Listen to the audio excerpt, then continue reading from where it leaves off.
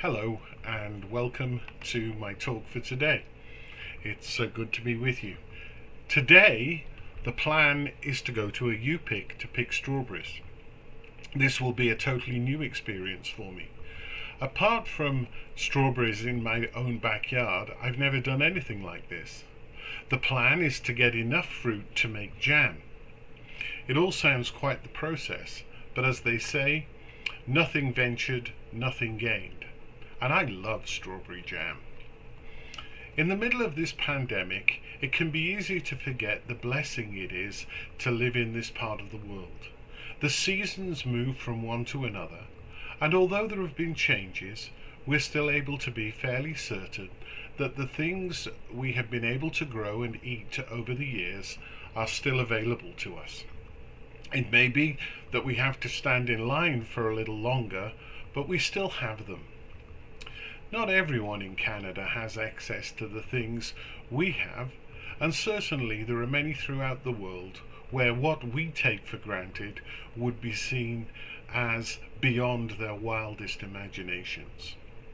As the consequences of COVID-19 continue to unfold, we will need to be aware that it's not just to do with things that are to do with church that have changed. There will be people in our families, friendship groups, and communities for whom this is the last straw. It might be that their job has disappeared, perhaps their mental health has been affected. It could be that family relationships have broken down beyond repair.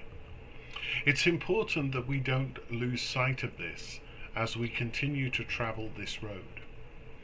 Yesterday on the radio, I heard an estimate that over 140 million people around the world will have been pushed into extreme poverty in the last few months. What this means is that they are living on less than $1 a day.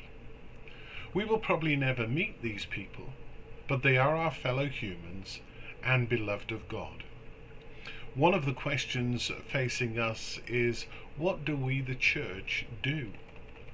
In Galatians 3:28, St. Paul tells us, "There is neither Jew nor Gentile, slave nor free, nor is there male and female, for you are all one in Christ Jesus." Some people would say, well, that only applies to Christians.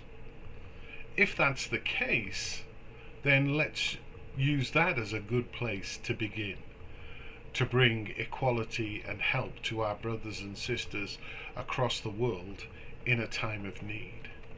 I want to suggest, though, that we can take this further.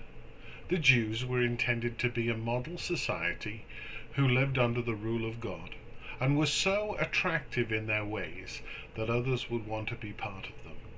I believe the same is true of the church.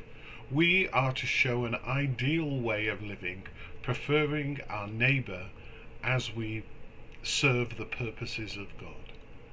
As we go to worship God tomorrow, let's consider those for whom COVID-19 has had a devastating effect and ask, what can we do? Once again, thank you for being here today.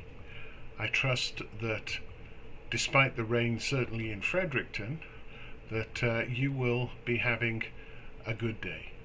So for now, God bless and stay safe.